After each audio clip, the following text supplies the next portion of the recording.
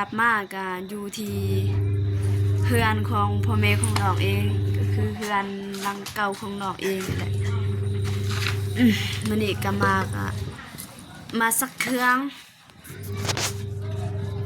น้องก็มาแต่หัวค่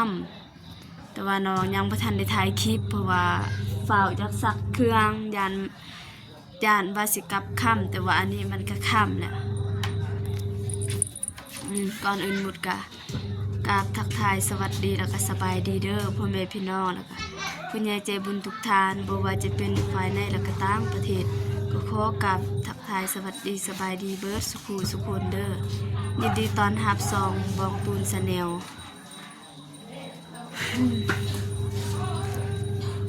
ค่าตั้งกล้องก็บ่มีพี่น้องเพราะว่าค่าตั้งกล้องแม่นน้องเอาเมื่อเฮือนไอ้ตูนหมดเลยมามื้อนี้ก็ลืมถือค่าตั้งกล้องสิมาซักเครื่องแล้วก็มาเยี่ยมยามแม่แล้วก็แม่ก็บ่ค่อยสบายปานใดตอนที่น้องลงตอนเที่ยงนี่ก็ลงไปเอาบ่แม่นลงไปเอาเครื่องคิดว่าสิลงซักเครื่องนั่นแหละแต่ว่าซักบ่ทันเพราะว่าน้องบ่ค่อยสบายก็เลยได้กลับแล้วก็พาได้กลับแล้วก็เลยบอกให้ไอ้ตูนเพิ่นพาไปโรงหมอแต่ว่าไอ้ตูนเพิ่นก็เลยโทรหาไอ้เจ็บแล้วก็มาหาเพราะว่านั้นมันเป็นรถใหญ่เพราะว่าน้องบ่ค่อยสบายไอ้ตูนเพิ่นก็เลยว่าอยากให้ขี่รถใหญ่บ่อยากให้ขี่รถจักรมาก็หลังจากที่ไปเช็คสุขภาพแล้วก็หมอเพิ่นก็มีแต่บอกว่าให้พักผ่อนเพียงพอมานี่ก็น้องก็ได้ซื้อยานี่แหละยาที่แบบวินหัวเจ็บหัวเพราะว่าน้องก็วินหัวเจ็บหัวแน่แล้วก็เจ็บคอนั่นเป็นไอก็ได้ซื้อยานั้นมากินหลังจากที่กลับแต่นั้นแล้วก็กลับแต่หมอแล้วก็ไปเข้าตลาดต่อนี่ก็เข้าตลาดไปซื้อแนวกินแนวยากนี่แหละซื้อผักแล้วก็ซื้อผักซื้อมักเผ็ดแน่ซื้อบวบแน่แล้วก็น้องก็ได้มาแบ่งให้น้องก็มาแบ่งให้พวกป้ามาแบ่งให้พวกป้าแล้วก็ให้แม่ย่าเนี่ยแหละแบ่งแล้วก็น้องก็ได้เอาผักแล้วก็เอามาเผ็ดมาแบ่งให้พ่อแม่ของน้องกินน้ำแล้วก็น้องก็เลยได้ลงมาแต่ว่าลงมาแม่ก็บ่ค่อยสบายทำเอื้อยกับเพิ่นตอบว่าแม่ก็นอนมื้อนี้บ่ได้ลุกบ่ได้ติ้งเลยแต่ว่าตอนนี้เพิ่นก็อยู่เพิ่นครัวนั่นแหละน้องก็ลงมาแล้วก็ลงมาซักเครื่องแล้วก็มาปลุกแม่แล้วก็แต่ว่าตอนนั้นน้องก็บ่ได้ถ่ายคลิป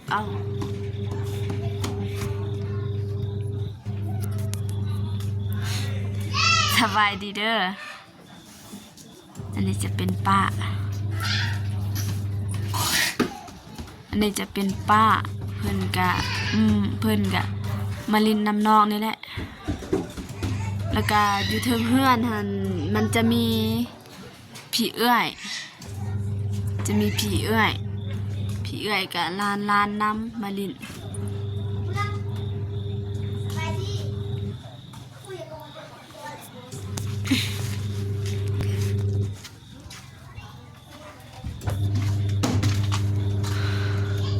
บ่มีโคมมืดสิซักแล้วจะบ่มื้อนี้นี่มันกระเทินเลยอยู่3นี่แม่นซักแล้วอยู่3นี่จะเป็นเครื่องของไอ้ตูนแล้วก็แม่ย่าแล้วก็เครื่องนอกน้ำปนอยู่นี่อันนี้แม่นที่น้องซักแล้วแล้วก็อันนี้ยังซักต่อที่ยังซักตอนนี้นี่อันนี้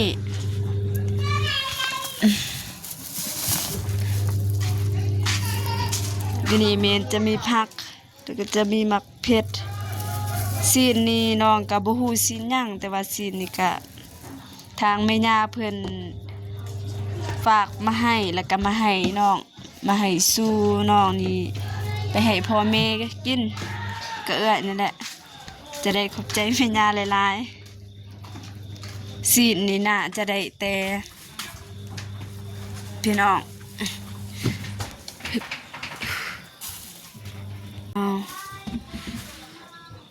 ปา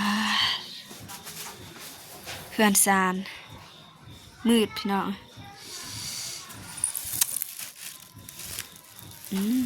เปิดแสงได้อยู่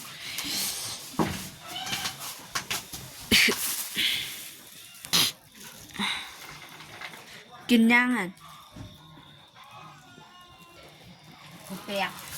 โอ้ข้าวเปียกข้าวพี่น้องผู้ใดเฮ็ดกินให้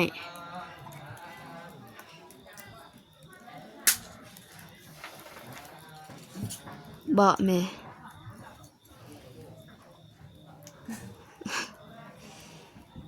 โอ้ยตื่นเด้พี่น้องเอ้ยเบิ่งอาหารการกินข้าวเปียกแล้วก็อันนี้แกงผักน่าจะเป็นของกินของป้านี่แหละป้าที่เฮือนใกล้เคียงนี่แหละ ผู้ใดเฮ็ดกินข้าวเปียกคันแม่ ขอเองเฮ็ด อยากเด้ลูกอยาก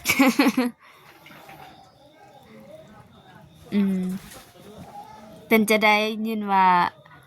บ่สบายหั่นเจ็บหยังไหมเป็นจะได้อาการน่ะนะ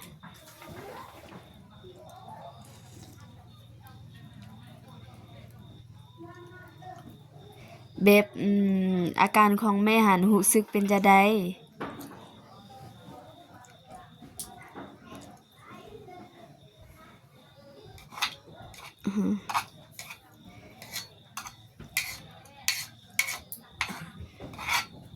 มิด แม่น่าจะบ่ฮู้เนาะแม่น่าจะบ่ฮู้ภาษาลาว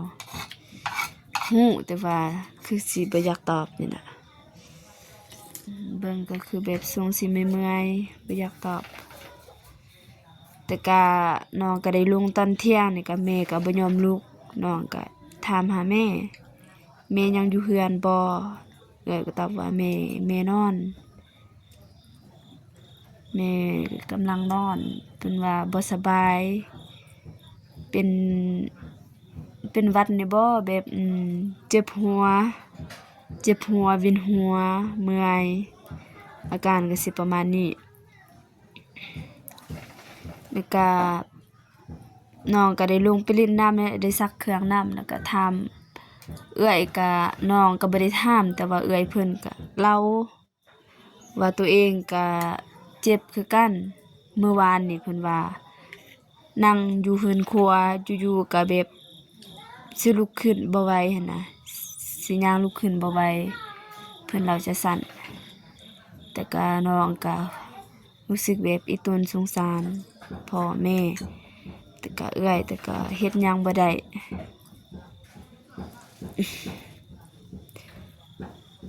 กินยาแล้วบ่แม่มียากินแล้วบ่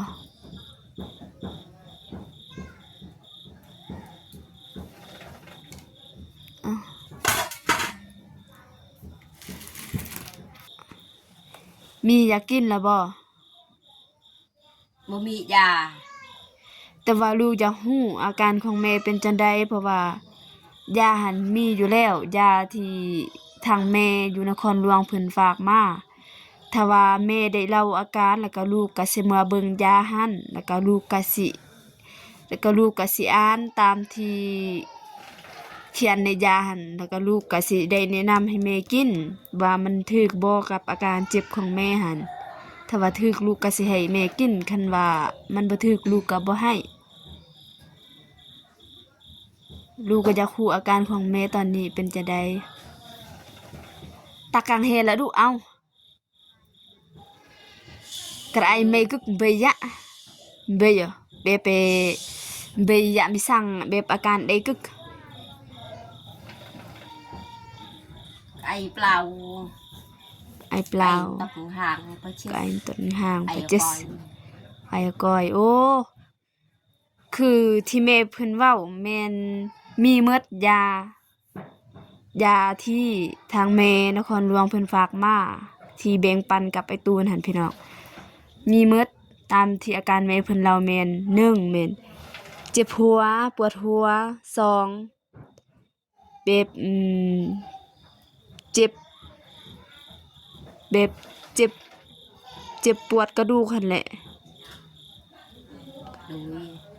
แล้วก็3แม่นไอ้เป็นเว้าไอแล้วก็จามนำแล้วก็รู้สึกเมื่อยอีกคันสั่นก็เดี๋ยวลูกสิมาเอายาเด้อยาที่ลูกปะไว้หั่นแม่นลูกปะไว้ก็ในห้องของแม่เองแต่ว่าแม่บ่ฮู้หนังสือแม่ก็สิกินก็บ่เป็นเดี๋ยวลูกสิมาเอาเด้อแล้วก็กินยินบ่ ยิน ถ้าอยู่นี่กินนี่ให้หมดก่อนตัวนี้เดี๋ยวเอาซื้อผักนี่แล้วก็ซื้อมักเผ็ดนำมามักเผ็ดแล้วก็มักบวบนี่น่าจะแม่นเอื้อยกินได้มักเผ็ดนี่ก็ใส่หยังก็ได้พริกเด้อพริกเนโกโลเอาไงมักสั่งดอกโอ้อันนี้เมนสินเมญาเป็นฝากมาให้สินมาแต่งงานดองสินควาย เออ ขอบใจหลายๆเด้อเมญาอันนี้เมนสินควายเอามาแต่งงานดองแต่ว่าน้องก็บ่ได้ขอนำเมญาให้แล้วก็น้องก็ได้บอกกับเมญาโอ้บ่เป็นหยังแม่เพราะว่าน้องก็มีฝากแล้วแต่ว่าแม่เพิ่นก็บอกว่าบ่เป็นหยังฝากไปให้แม่ย่าเพิ่นบอกว่าอีตุนพ่อแม่แล้วก็อีตุนเอื้อยบ่มีหยังสิกินแต่ก็น้องก็ปฏิเสธแล้ว แต่ก็น้องก็ปฏิเสธว่าสิบ่เอาเพราะว่าเห็นมันหลายอะนะน้องก็ว่าเอาให้หน่อยเดียวก็ได้แม่แต่ว่าแม่เพิ่นก็ใจดีให้ซำนี้ให้ซำใดน้องก็เอาเดี๋ยวน้องก็สิมาเอายาก่อนเด้อโอเคฮึบพอได้โอ้เกือบล้านพวกล้านเอามาลินสบายดีเด้อเอื้อย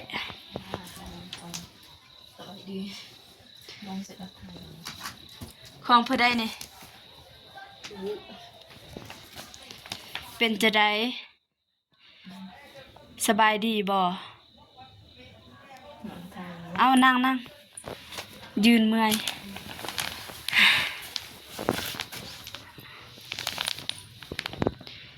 เนมหน้าน้องแน่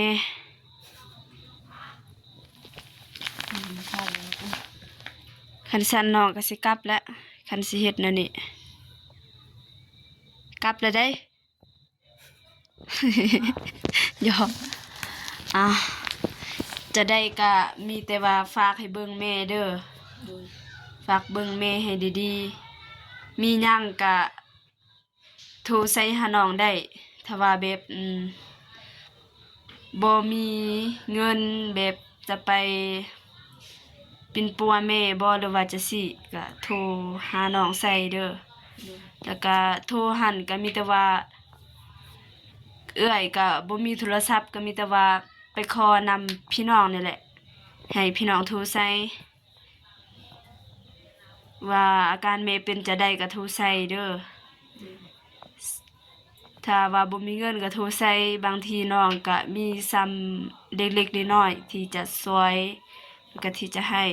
แต่ว่าน้องก็มีบ่หลาย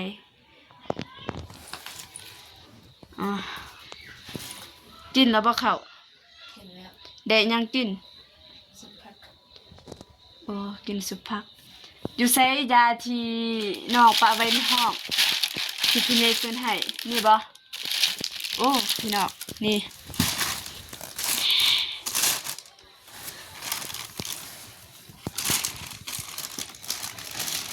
เวลาไอเอาออกอันหนึง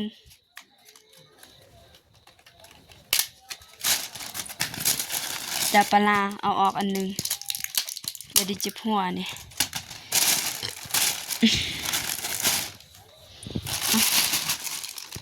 นี่พี่น้องเอ้ยได้ยาละดีวัดแล้วก็ยาดีไอแล้วก็ยาปลานี่เมนแก้ปวดหัวดีวัดนี่เมนแก้จามบ่คือสิเมนจามแล้วก็เจ็บหัวน้ำแล้วก็ไอนี่ก็แก้ดีไอเดี๋ยวน้องก็สิไปให้แม่เพิ่นเอาเดี๋ยวสิตั้งกล่องก่อนว่าพี่น้องอ๋อ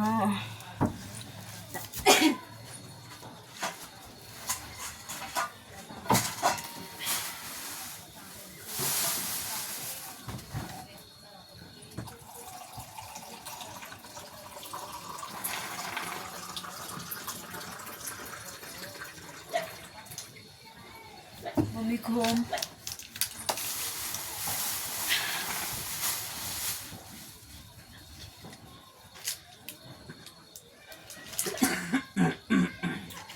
ยาปลา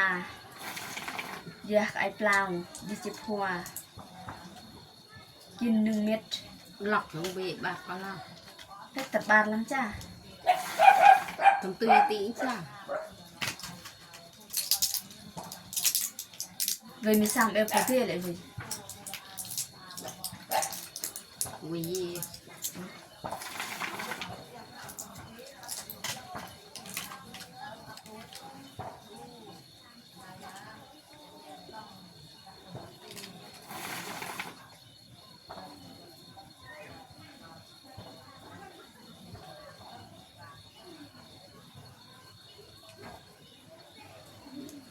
สำหรับเป็นปัวอาการเป็นไข้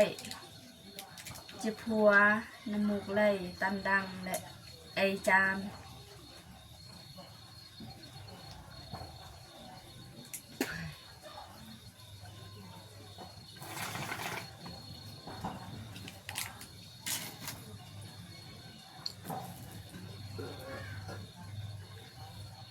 มันคือกันนี่ยันเฮ้ยคือก้านยานี่เดิม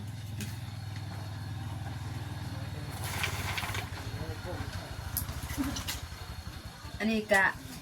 บรรเทาอาการไข้หวัดไอจามน้ำมูกย่อยปวดหัวตัวหอนเลย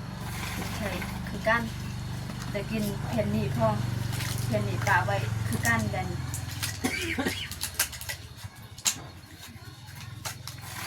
กินเบิ้งคือว่าบริเคียนกินโซเลวนะ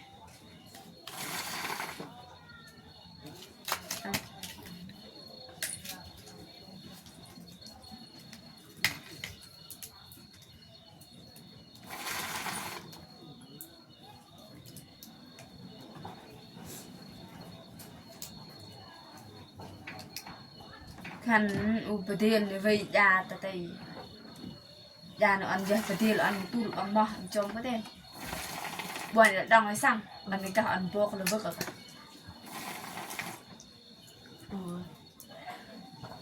mình xem pe lên cha này chẳng phải uổng ăn anh mà ngày chứ chân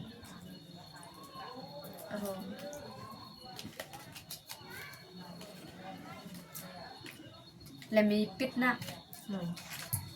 thấy chưa từ mất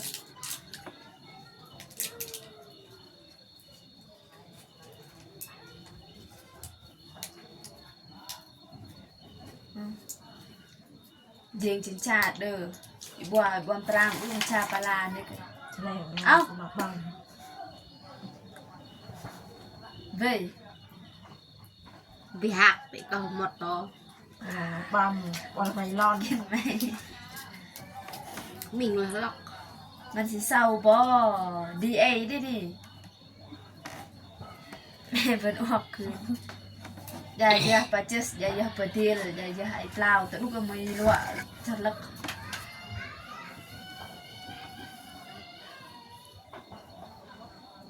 จ้ามีจานหนึ่งดื่มยาไอเปล่าปัจจิสประเดลปัดกุมอ๋อเคยอัด ไปยังกลงบ้าน lên cô của bố bị máy thì bố cô chạy ra กินแต่บูชาบางทีก็ยังเอา ยี่ห้อมองกี้ คือกันเนาะมันได้ก็ไม่ยาสยัง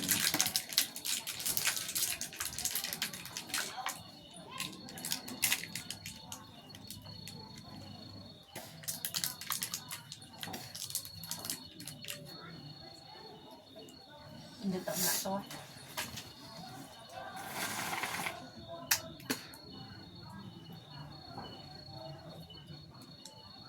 làm thì đọc ăn vui rồi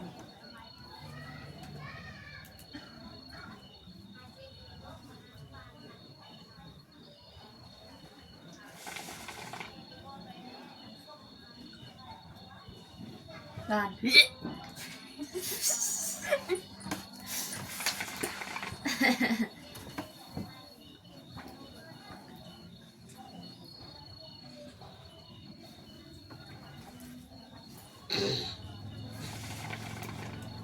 ส่วนน้องก็บ่ได้ซื้อหยังมาแล้วก็บ่ได้ซื้อบักแมงบักตอก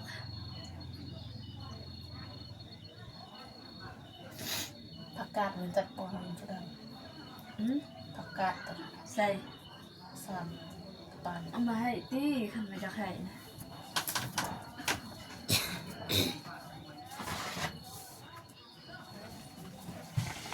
ใส่อยู่สวนยังมีหลายบ่ผัก คันว่าบ่มีก็สิบ่เอาเมื่อได้เฮ็ดพวก จริงๆngày nhưng mà chắc là giàu ăn มาทุก bao nhiêu cái cũng bây giờ ปฏิผักกาดพี่น้องทางเมแล้วก็พอเอื้อยฉันเอาให้ผักกาดพี่น้องปลูกเองในสวนหลังห้องน้ำนี่แหละ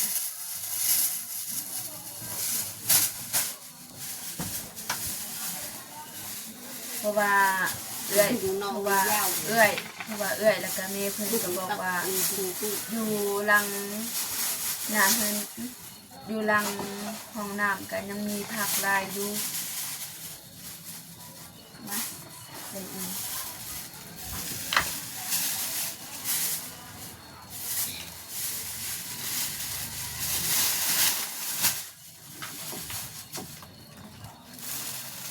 Lục ra cái cơm ăn lục ra đấy ก็ดูได้อะแบ่งปันสักเลยได้ lục bút lục ăn ít cả em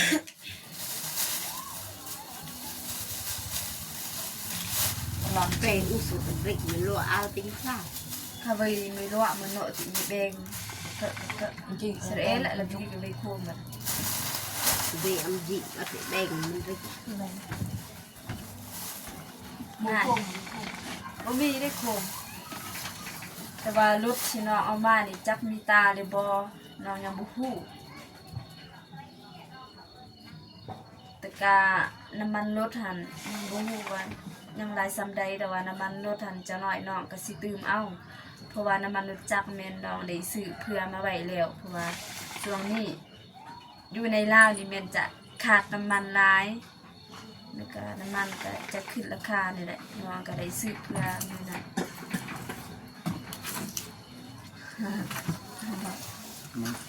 ถ่ายคลิป bên mà đọc như thế mong sao về mà nó sắt mò từ mùa mà về bọa chùa mày đây đây mày nhưng mà โอเคพี่น้องพี่น้องก็ ลงไปปั่นเครื่อง ให้มันแล้ว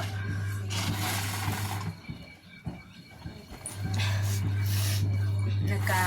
เดี๋ยวน้องก็สิโทรหาไอ้ตูนเพิ่นหรือว่าสิเซตหานี่แหละให้ไอ้ตูนเพิ่นลงไปฮับเอาเพราะว่าผู้เดียวน้องก็บ่หานเมื่อเวลามันค่ำมันคืนบัดนี้ญาติอยู่ ระหว่างการเดินทางเพราะว่าน้องก็เป็นผู้หญิงตัวคนเดียว ตอนที่ไปหันน้องก็ได้ส่วนไอ้ตูนเพิ่นไปมาอยู่แต่ว่าไอ้ตูนเพิ่นค่าเวียกเรียกว่าเป็นค่าเวียกด่วนน้องก็เลยได้ยืมรถของลุงนี่แหละของลุงของอ้ายของไอ้ตูนนี่แหละแล้วก็ลงไปผู้เดียวไปปั่นเครื่องเพราะว่าเครื่องของน้องก็เปิดเครื่องแฮงแล้วแล้วก็กับเครื่องไอ้ตูนนำจนบ่มีฮอดเครื่องสิใช้ก็เลยได้ลงไปซักก็จะหน่อยก็สิกลับสิเซ็ตใส่หายเพื่อนให้ลงไปหับกับมานำกันนี่ก็สิได้กลับก่อนเด้ตั้นเครื่องกันแล้วนะสิได้กลับก่อนผู้ช่วย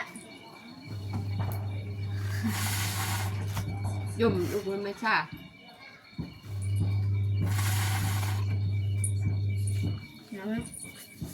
จะได้ก็สิได้กลับก่อนแล้วก็สิได้จบคลิปมีเพียงเท่านี้สำหรับคลิปนี้ก็บ่มีหยังหลายมีแต่ว่าน้องก็ไปลงไปเยี่ยมยามแม่แล้วก็ปั้นเครื่องเยี่ยมยามทางแม่แล้วก็พ่อเอื้อยนำแล้วก็ปั้นเครื่องนำสำหรับคลิปนี้ก็บ่มีหยังหลายก่อนอื่นหมดก็ขอบใจพ่อแม่แล้วก็ผู้ใหญ่ใจบุญทุกท่านเด้อที่ติดตามรับชมคลิปน้องเต้ตุนจนจบขอให้พ่อกับแม่และ FC ทุกท่านจงอยู่เย็นเป็นสุขกายสุขใจเด้อขอให้สุขภาพแข็งแรงสาธุสำหรับคลิปนี้ก็จะได้จบคลิปมีเพียงเท่านี้แล้วขอกันคลิปหน้าคลิปนี้น้องขอกล่าวคำว่าสบายดีเด้อจะได้กลับก่อนเด้อแล้วก็จะได้ก็ยังมาทันกลับดอกยังสิถ่ายตูนเพิ่นก็ได้เสร็จใส่แล้วไอ้ตูนเพิ่นว่าสิมาสิถ่ายอยู่นี่แหละแล้วก็กลับเหมือนกันโอเค